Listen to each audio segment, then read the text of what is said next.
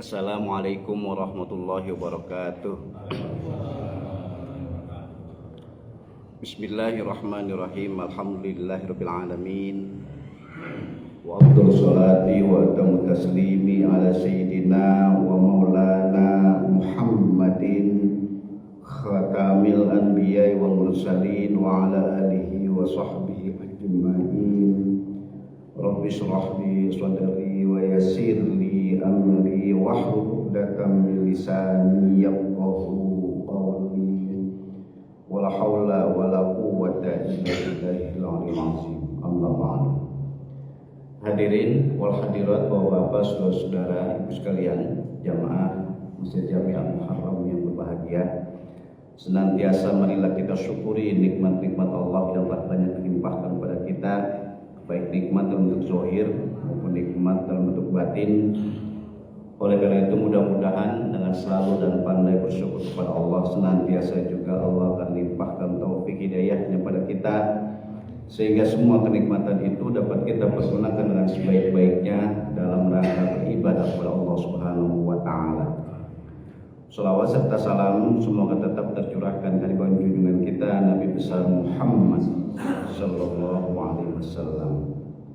Bapak-bapak, saudara-saudara, ibu-ibu yang kami muliakan, seperti biasa hari subuh yang pertama ini di bulan Mei, saya akan baca satu ungkapan di dalam kitab Nashahul Ibad yang dikarang oleh Asy-Syaikh Noyal Bantani. Di antara ungkapan dalam kitab Nashahul Ibad ini adalah hadis Nabi kita Muhammad sallallahu alaihi wasallam. Kata Nabi, al-afiyatu asyaratu ajza, tis'atun fis sumti wal ashir fil uzlah anin nas. Bapak-bapak, saudara-saudara, ibu sekalian, jadi kata Nabi begini, al-afiyatu, keselamatan. Ini kata-kata selamat begini. Makanya tadi dari awal saya bilang kita syukuri nikmat Allah yang zahir maupun yang batin. Artinya lambang keselamatan kita ini, Bapak-bapak, saudara-saudara sekalian, itu harus dua-duanya, harus zahir dan juga batin. Nggak bisa kita selamat zahir aja, batinnya nggak selamat. Dalam waktu bersamaan itu jadi zahir harus selamat, batin juga harus selamat. Nggak bisa zahir aja yang selamat, batin enggak, atau dibalik, batin yang selamat tapi zahirnya juga enggak selamat. Jadi harus dua-duanya, makanya nyebutnya al-afiyah. Maka ada bahasa begini, kita suka bilang atau kita suka dengar sehat afiat. Aslinya sih ya, kata-kata sehat itu fisik, kalau afiat batin. Jadi suka bilang sehat afiat. Sehat sekali lagi fisik, afiat batin. Cuma yang indahnya, nah ini maksud saya indahnya, Nabi bilangnya al-afiyah. Nabi nggak bilang sehat. Sebab kalau fisiknya, zohirnya sehat, batin belum tentu sehat. Tapi kalau batinnya udah sehat, ini dia maksud saya ini. Bapak-bapak, saudara-saudara sekalian, kalau orang batinnya udah sehat, batin udah bagus, maaf nih bahasa saya, meskipun fisiknya lemah, tetap bagus. Apa contohnya? Ibadah. Kan kausalitasnya, sunatullahnya, manusia itu kan nggak selama-lamanya sehat fisiknya, nggak selama-lamanya gagah, cepat atau lambat akan sakit, cepat atau lambat akan lemah. Tapi kalau batinnya aja udah sehat, udah bagus, meskipun lemah banget, meskipun sakit banget, meskipun repot banget, tetap mau ibadah. Itulah ungkapan berarti nikmat yang paling besar itu adalah keimanan. Maka fisik itu nikmat yang paling rendah, gitu ya. Baik, itu maksud saya pemahaman kata-kata sehat afiat ya. Sekali lagi sehat itu fisik, tapi kalau afiat batin. Nah, di sini Nabi yang tadi bisa bilang, indahnya bilangnya afiat, gitu. Jadi kalau orang batin udah bagus, fisiknya meskipun dalam segi fisik ya ada kelemahan, tetap akan dipergunakan untuk kebaikan. Ini lambang aja kata Nabi. Al-afiyatu, keselamatan, gitu. Artinya keselamatan secara universal ya, secara umum. Itu kata Nabi ada asyaratu ajza, ada 10 bagian. Sekali lagi, lambangnya keselamatan itu ada 10 bagian. Tapi kata Nabi, tis'atun ada yang ke-9 dan yang ke-10 gitu. Kan ada 10 bagian kata Nabi. Tapi yang ke-9 dan yang ke-10 adalah, kalau yang ke-9 tis'atun fis-sumti. Yang ke-9 itu adalah diam. As-sumti itu diam. Saya terusin aja lagi biar gampang. Wal ashiru, dan yang ke-10 ini kata Nabi, al-uzlah anin nas, menjauhi manusia. Nanti sedikit banyak kita akan bahas tentang dua ini. Jadi gini dah memahaminya. Jadi trik ya, cara kiat untuk mencari keselamatan itu ada 10 kata Nabi. Jadi ke-10 ini adalah trik cara untuk mencari keselamatan, tentu keselamatan zahir batin. Nabi nggak nyebutin dari 1 sampai 7, bahkan ke-8, tapi Nabi nyebut yang kedua aja. Tis'atun yang ke-9, wal ashiru yang ke-10. Yang ke-9 berarti cuma 2 ini kesimpulannya. Jadi Nabi memberi simbol keselamatan itu 2. Yang pertama, artinya kalau dari 10 tadi, yang ke-9 itu adalah as-sumtu, diam. Bapak-bapak, saudara-saudara sekalian ini, kata-kata diam di sini Nabi menyebutnya as-sumtu pakai sod. Apa sod itu? Kan kalau anak-anak sekarang ngaji ikranya mungkin beda dengan kita dulu. Kalau dulu kita nyebutnya karena teori Baghdadi nyebutnya sod. Ada to, zo, ain, kan gitu ya. Iya, kalau sekarang kan teori ikro harokat aja. Ro, fa gitu. Kalau dulu kita mungkin menyebutnya jim. Kalau orang sekarang mungkin nyebutnya bukan jim, ja. Ya, karena teorinya aja tapi sama tujuannya. Nah, di sini salah satunya adalah asumtu pakai sod. Kalau kita nyebutnya kan sod dulu. Kalau sekarang so. Asumtu itu diam, gitu. Tapi sebetulnya di dalam bahasa Arab diam itu ada namanya as-sukut pakai sin. Ada as-sukut, ada as-sumtu. Makanya kalau menjelang sholat Jumat, menjelang khutbah Jumat, biasanya MC protokol bilangin bahwa bapak saudara-saudara jamaah sholat Jumat menjaga ketertiban, menjaga ketentraman, menjaga ketenangan. Nanti kalau khutbah sedang disampaikan jangan ada yang bicara. Maka nyebutnya ansitu pakai sod. Jadi disuruh diem tapi menggunakan ansitu, bukan menggunakan as-sukut. Ngebedainnya gini. Kalau asumtu disuruh diam tapi emang sebelumnya diem, itu namanya asumtu. Jadi disuruh diam tapi emang sebelumnya diam. Disuruh tenang emang dari sebelumnya juga tenang. Sehingga gini, ada hadis yang autentik, ada hadis yang sahih di dalam kitab Mukhtarul Ahadits An-Nabawiyah. Kata Nabi gini, man kana yu'minu billahi wal yaumil akhir falyakul khairan aw liyasmut. Siapa aja yang percaya kepada Allah, siapa aja yang percaya pada hari kiamat, maka berkatalah yang benar aja atau liyasmut, dia diam. Nah, di sini memahaminya berarti diam yang dimaksud dalam hadis di sini yang kata Nabi memang dari sebelumnya diam. Disuruh diam lagi.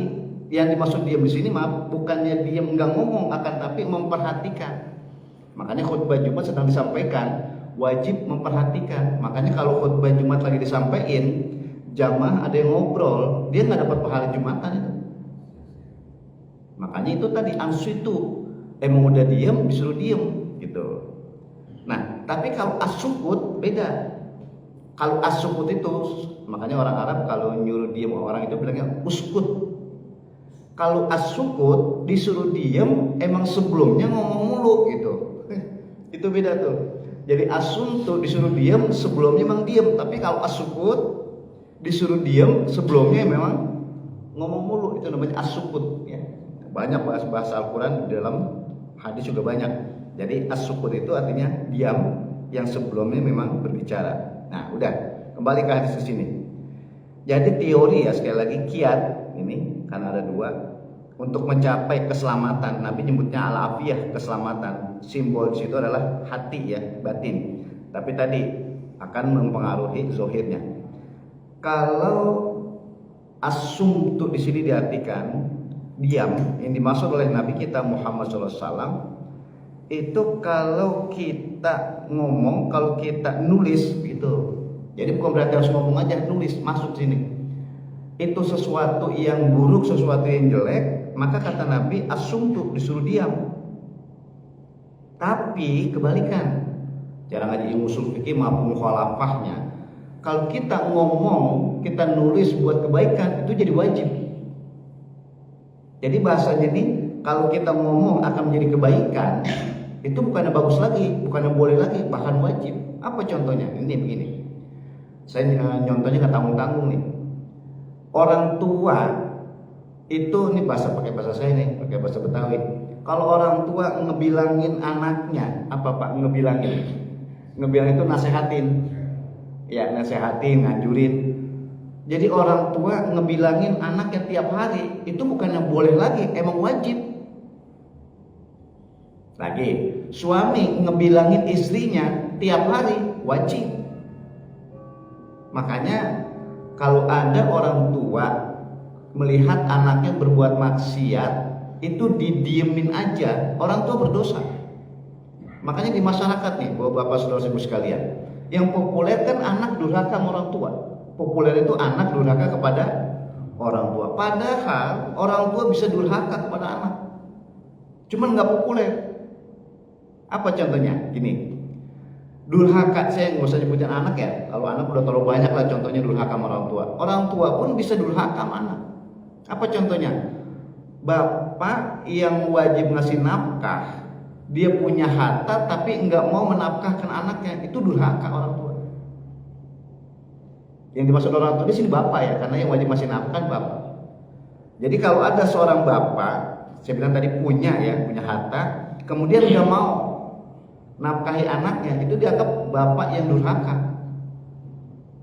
Atau tadi saya bilang, orang tua melihat anaknya berbuat maksiat tapi didiemin aja gitu.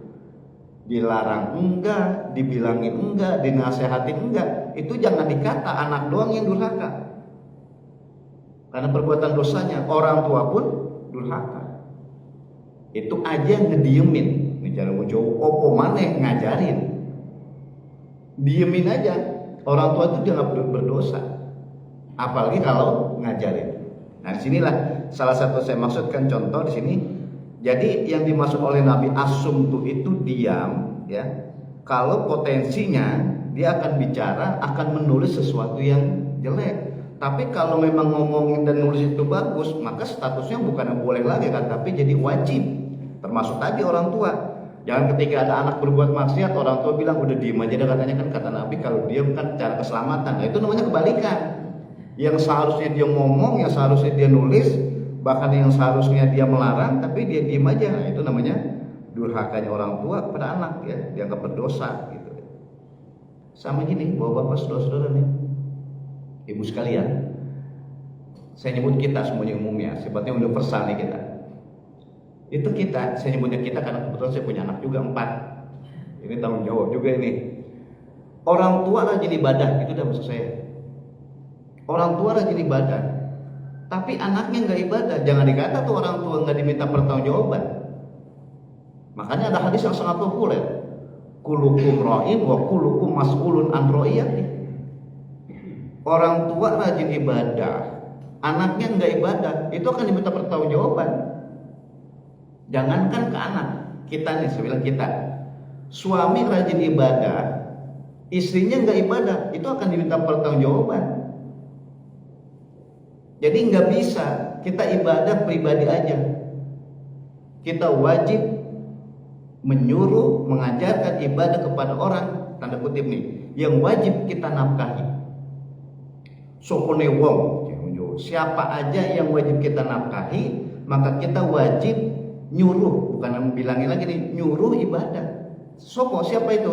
Kalau kita bapak, wajib kita nyuruh anak kita ibadah. Kalau kita sebagai suami, wajib nyuruh istri untuk ibadah.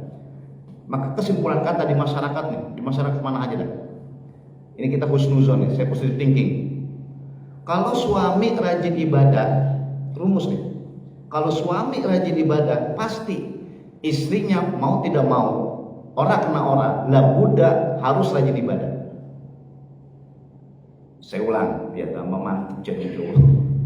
Kalau suami rajin ibadah, mudah-mudahan kita semua, bininya, istrinya harus rajin ibadah. Tapi kebalikan, kalau istrinya rajin ibadah, suaminya belum tentu rajin ibadah. Kenapa? Sebab kalau suami rajin ibadah, nggak bisa dia rajin ibadah sendiri, kudu harus istrinya rajin ibadah juga.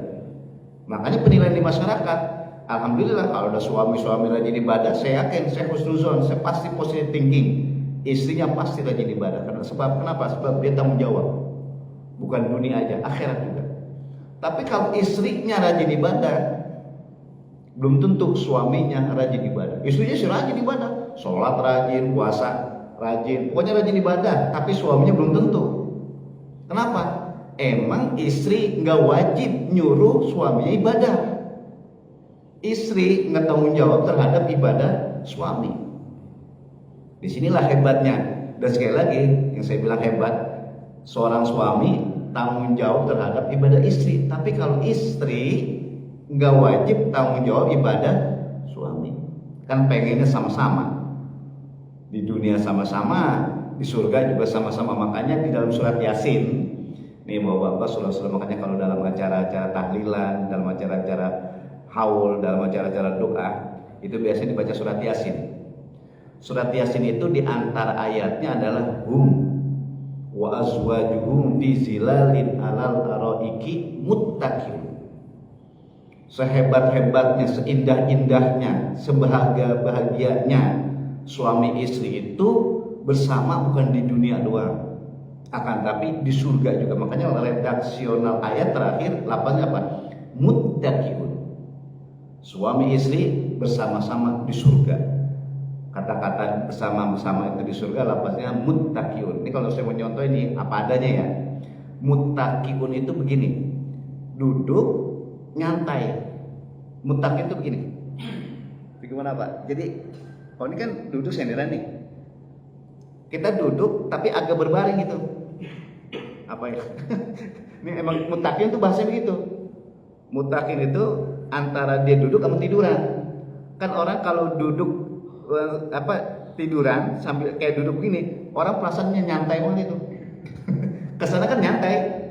Kita nyebutnya apa? Mau dikata duduk enggak, mau dikata tidur juga enggak. Jadi begini nih. Nah, mungkin ada bantal atau begini nih. Ciri khas orang kalau begini itu lagi nyantai. Makanya redaksionalnya muttaqin. Muttaqin itu duduk kagak, tidur kagak. Bagaimana mau nyantai? Bagaimana dia nggak dibilang nyantai? Emang urusannya beres banget udah. Contoh orang habis bisnis, habis apa istilahnya? Ya bisnis lah, urusan apa dan sebagainya. Ketika beres kan nyantai dia. Apalagi bisa itu sambil bersihin kuku. Itu ciri khas orang nyantai. Makanya muttaqin itu banyak ulama saya coba Indonesia dalam keadaan nyantai. Jadi suami istri kalau sama-sama ibadah di surga itu muttaqin, dalam keadaan nyantai. Apalagi ini semaksud nyantainya suami istri, nyantainya bapak ibu itu akan diketemukan dengan anak-anak yang soleh dan anak-anak yang soleha gitu. Jadi di dunia dia melihat anak-anak yang bahagia ibadah, di surga pun bahagia juga melihat anak-anaknya ibadah. Makanya dalam Al-Quran, walladzina amanu wattaba'atuhum dzurriyyatuhum biimanin alhaqna bihim dzurriyyatahum. Ini ilmiahnya Al-Quran ini. Walladzina amanu, dan orang-orang tua yang beriman, beribadah gitu maksudnya. Bapaknya ahli ibadah, emaknya ahli ibadah itu.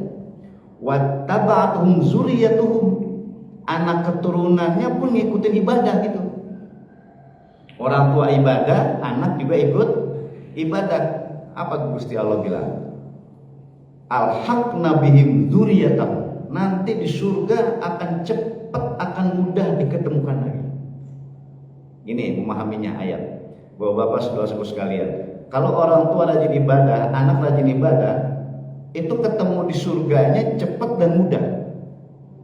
Kenapa saya bilang kok cepat dan mudah? Begini, orang Islam sekabehan wong muslim mau lanang, mau wedok, mau laki, mau perempuan. Kalau orang Islam itu berhak masuk surga. Semuanya berhak masuk surga. Sebab dalam Al-Quran, wa abshiru bil jannati allati kuntum tu'adun. Berikan kabar gembira, berikan kabar yang menyenangkan bahwa orang Islam itu pasti masuk surga. Pasti. Cuma masuk surganya itu ada yang cepat, ada yang lambat. Ada yang gampang, ada yang sulit. Tergantung perilakunya ketika hidup di dunia itu. Beriman sih, berislam sih, cuman maksiat dikerjain juga itu. Beriman sih, berislam sih, cuman ibadah ogah-ogahan. Iya, hak masuk surga ada ya, cuman lama. Apa maksudnya? Ya angus dulu di neraka. Itu lama dulu di neraka. Teman-temannya yang lain udah pada cepat masuk surga, dia diminta pertanggungjawaban dulu. Nah, maksud saya ini korelasinya ke anak tadi. Anak sama orang tua, kalau sama-sama muslim, muslimah akan masuk surga. Cuma semua anak masuk surganya ketemu sama orang tuanya nggak bareng. Oke, saya contoh ini. Anak ada 5. Orang tuanya ahli surga semuanya. Anak pun statusnya akan masuk surga. Tapi 5 anak ini masuk surga ketemu sama orang tuanya yang tadi kata Gusti Allah alhaqna bihim dzurriyyatahum, itu ketemu dengan orang tuanya di surga belum tentu bareng. Anak 5, contoh yang sulung, yang paling tua, rajin ibadah. Waktu orang tuanya hidup dia berbakti. Ini masuk surganya cepat, ketemu orang tuanya juga cepat. Yang kedua begitu juga, yang ketiga begitu juga. Tapi bisa jadi yang selanjutnya di dunia dia waktu itu melawan mulu orang tuanya, durhaka terus sama orang tuanya, ibadah ogah-ogahan. Ya masuk surganya lambat, ketemu orang tuanya juga lambat. Saudara-saudaranya udah ketemu sama orang tuanya, udah bahagia-bahagia, udah muttaqin, tapi dia masih ya itu tadi transit dulu. Mendingan sama transitnya sebentar. Itu maksud ayat, dan itulah hebat-hebatnya surat Yasin. Makanya kata Asy-Syaikh Nawawi Al-Bantani, surat Yasin itu qalbul Quran. Surat Yasin itu jantung hatinya Al-Quran. Kita jiwa, kita hayati, luar biasa itu surat Yasin. Udah, kembali ke tadi nih, Bapak-bapak, saudara-saudara sekalian. Saya coba ringkas saja nih. Jadi kata Nabi, lambang ya, sekali lagi, lambang keselamatan itu ada 2. Yang pertama as-sumtu, diam. Yang dimaksud diam ini bukan berarti nggak ngomong ya. Kalau ada pembicaraan yang bagus, tulisan yang bagus harus kita kemukakan gitu. Makanya kayak sekarang nih, ya kita bersyukur ya ulama-ulama kita nulis buku ya. Meskipun beliau sudah wafat, ya buku-bukunya kita bisa manfaatin gitu. Kalau zaman sekarang bukan tulisan doang, omongan kan bisa direkam. Nah itu yang disebut namanya, kalau kita bicara bagus, ada manfaatnya, ya kita harus bicara. Kalau tulisan kita akan mendatangkan kebaikan, ya harus kita ungkapkan melalui tulisan gitu.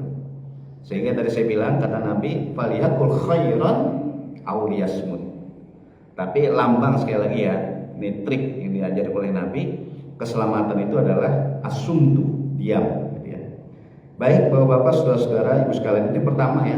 Yang kedua, ini karena 2 aja udah, kata Nabi ini, lambang keselamatan. Itu kata Nabi apa? Al-uzlah aninnas. Lagi-lagi Nabi bahasanya hebat, indah. Ini lambang keselamatan. Yang pertama tadi adiam, yang kedua al-uzlah aninnas. Ini tadi saya bilang indah ini. Nabi bilang al-uzlah. Uzlah itu menghindar, menyendiri. Dari apa? Aninnas, dari manusia. Nah ini harus paham, kita pahami secara hati-hati nih. Ini uzlah itu menyendiri atau uzlah itu menjauh dari kebanyakan manusia. Satu sisi yang dimaksud uzlah ini adalah lambang kita menggunakan fisik gitu. Kalau tadi as-sumtu itu kan bisa jadi dalam pembicaraan atau dalam tulisan. Tapi kalau al-uzlah di sini memang secara fisik. Artinya gini, kita kalau punya teman, kita kalau punya keluarga, kita kalau punya sahabat, saudara lah dan sebagainya. Kalau kita bergaul sama mereka, itu nih maksud saya. Makanya tadi saya harus hati-hati memahami ini. Kalau kita bergaul dengan mereka, potensinya 99,9% kita ikut perbuatan buruknya gitu. maka kita harus uslah. Contoh, ada orang terkenal dengan perbuatan maksiatnya. Ada orang terkenal untuk oke lah, bukan perbuatan akan, tapi bahasa saya ini ghibah. Ghibah itu apa? Ngomongin kejelekan orang. Jadi ujung ngerasani wong. Kalau kita bergaul sama orang, kita diajak perbuatan buruk. Diajak atau enggak diajak sih, cuma kita potensi jadi ngikutin. Atau kita bergaul sama orang bakalan jadi ngomongin kejelekan orang lain, opoman ya, apalagi kalau ngomongin kejelekan orang lainnya itu udah mati. Maka kalau membicarakan kejelekan orang lain itu masih hidup, mendingan. Ini pakai bahasa saya mendingan. Kita ngomongin keburukan orang nih, kita ngomongin dosa orang, orangnya masih hidup, mendingan. Kita berasa sadar, kita berasa nyesel, kita minta maaf sama dia. Tapi kalau yang diomongin kejelekannya, dosa-dosanya, orang udah mati, ini bahaya. Maka refleks aja, spontan aja. Orang yang ngomongin kejelekan orang lain dan orang lain itu udah mati, maka dosa dia lebih gede ketimbang dosa orang yang diomongin udah mati tadi. Contoh biar gampang nih. Ada orang masih hidup berbuat maksiat, berbuat dosa. Ketika udah mati, diomongin lagi, padahal nggak ada kebutuhan apa-apa. Mungkin dia berasa kesel, berasa nggak enak dan sebagainya, diomongin perbuatan dosanya. Padahal orang yang udah mati. Maka yang ngomongin ini dosanya lebih gede ketimbang dosa orang yang udah mati. Makanya ngomongin kejelekan orang yang masih hidup mendingan. Tapi kalau orang udah mati, bahaya banget, dosanya gede banget itu. Makanya dimasukkan tadi, kalau kita bergaul dengan siapa aja, dengan orang lain, kalau kita potensinya berbuat maksiat, berbuat dosa, kalau bahasa saya jadi ngikut-ngikut gitu, itu lebih bagus uslah kata Nabi. Kita boleh menghina secara fisik, artinya kita nggak bergaul. Itulah yang saya maksud, silaturahim itu disuruh banget. Bergaul itu disuruh banget. Tapi kalau bergaulnya potensi berbuat maksiat, maka mutus silaturahim boleh. Bahkan bukan boleh lagi, bahkan wajib. Bahasa mudahnya berarti tidak semua silaturahim itu disuruh. Yang dimaksud silaturahim itu disuruh adalah kalau dalam rangka kebaikan. Tapi kalau silaturahim kepada orang yang biasa berbuat maksiat, atau kita potensinya, peluangnya akan ikut berbuat maksiat, maka memutus silaturahim itu jadi wajib. Nah, itu yang dimaksud uzlah. Jadi uzlah itu fisik ya, jelas-jelas fisik jasad. Jadi kita disuruh menyendiri atau kita disuruh menjauh ya, atau menghindar. Yang tadi saya bilang hebat di bahasa Nabi, kata Nabi aninnas. Nah ini dia. Aninnas berarti kan universal, umum. Ya udah yang bahasa Jawa yang paling enak udah sopone wong. Orang itu, nas itu dalam status agama, mau orang Islam maupun non Islam. Jadi yang dimaksud uzlah itu bukan berarti kita menghindar dari non muslim aja, bukan. Kita disuruh menghindar pun dari orang Islam. Jadi jangan berarti pemahaman begini, kita harus menghindar dari non muslim. Enggak. Kepada orang Islam pun kita harus menghindar kalau emang udah terkenal ahli maksiat itu.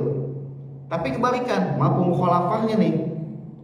Kalau kepada orang yang tidak berbuat maksiat, apalagi selalu mengajarkan atau selalu melakukan kebaikan, kita wajib silaturahim gitu. Termasuk siapapun itu dan apapun agamanya. Makanya kita di dunia jangan bergaul dengan orang Islam aja. Kepada non muslim pun kita bergaul. Sampai begini nih, ini yang ingin saya ungkapin nih, bahwa Bapak Saudara-saudara sekalian, saya ingin ungkapin dan mungkin pernah saya ungkapkan dalam beberapa kesempatan. Di dalam syariat Islam, saya nyebutnya syariat ini, fikih ya, kita itu sangat dianjurin takziah. Takziah itu apa Pak? Takziah itu kalau orang Jawa menerjemahkan melayat. Melayat itu melihat mayat. Makanya kalau datang ke rumah keluarga jenazahnya masih ada, nyebutnya melayat. Karena suka dibilang melihat mayat. Oke. Kalau di Betawi nih, di Jakarta biasanya nyebutnya ngelawan. Ngelawan, wis padha wae mana nih. Takziah kek, melayat kek, ngelawan kek, itu sangat dianjurkan dalam Islam. Dan kata-kata melayat, takziah, melawat itu kepada jenazahnya kita doain kalau orang Islam. Dan kepada keluarganya yang ditinggal mati, kita kasih motivasi, semangat hidup, jangan putus asa. Jadi itu begitu. kepada jenazahnya kita doain, kepada keluarganya kita kasih semangat hidup. Dengan catatan tadi yang saya bilang, kalau jenazahnya orang Islam kita doain. Tapi jangan lebay. Takziah ternyata yang mati non muslim. Pas sampai Allahumma firlahu. Allahumma firlah, nggak boleh. Kenapa? Beda agama. Nggak boleh kita doain non muslim. Itu namanya melecehkan Allah. Kalau orang Islam kita doain, bahkan wajib gitu. Tapi kalau non muslim nggak boleh. Tapi takziah tadi kalau kepada keluarganya kita kasih semangat hidup, meskipun non muslim gitu. Jadi kepada jenazahnya kita nggak usah doain, tapi kita memberi semangat kepada keluarganya. Artinya apa? Ini musibah, ini ujian. Hadapi ujian ini dengan semangat terus. Itu maksudnya motivasi. Tapi kalau jenazahnya muslim kita doain, itu bedanya di situ. Berarti takziah itu berlaku bukan kepada jenazah yang muslim aja gitu. Kepada jenazah yang non muslim pun kita takziah. Dan itu kita memberi motivasi atau semangat itu kepada keluarganya. Ini kembali ke tadi, Bapak saudara-saudara. Jadi kata-kata uzlah itu nih, kembali lagi. Yang kata Nabi simbol keselamatan. Uzlah itu artinya apa? Kalau kita bergaul, kita potensi juga peluang berbuat maksiat atau terpengaruh untuk berbuat maksiat, maka uzlah itu sangat dianjurin. Kita menghindar. Tapi kalau kita bergaul akan mendatangkan kebaikan, itu malah wajib. Yang disebut namanya silaturahim. Ya udah Bapak-bapak, saudara-saudara sekalian. Jadi intinya nih dalam kitab Nasuhul Ibad karangan Syekh Nawawi Al-Bantani ada dua kiat ya. Ada dua trik cara untuk mencari keselamatan, untuk keselamatan dunia akhirat. Yang kata Nabi yang pertama adalah kalau kita bicara, kalau kita nulis akan mendatangkan keburukan, maka kita disuruh diam. Nabi nyebutnya asumtu ya. Itu yang pertama. Yang kedua, kita disuruh uzlah kata Nabi ini. Uzlah itu menghindar secara fisik, jelas-jelasnya secara fisik. Kalau kita bergaul, kalau kita ketemu dengan orang yang ahli maksiat, saya nyebutnya ahli maksiat ya, udah terbiasa berbuat maksiat, kita disuruh uzlah, disuruh menghindar. Sebab kalau kita bergaul, itu tadi 99 bahkan 9 akan ngikut kemaksiatan, itu wajib kita menghindar. Artinya atau mungkin bahasa umumnya kita wajib mutus silaturahim. Kemudian bahasa Nabi An-Nas mengatakan berarti soponiwong siapapun ya. Kalau kita bergaul pada seseorang itu akan berbuat maksiat, meskipun itu orang Islam, meskipun itu saudara, meskipun itu keluarga, tetap harus kita uzlah gitu intinya. Jadi dua hal ini yang bahasa Nabi akan mendatangkan keselamatan, dan keselamatan ini adalah dunia akhirat. Sekali lagi asumtu ya, diam. Yang kedua adalah menjauh dari orang-orang yang terbiasa berbuat kemaksiatan itu.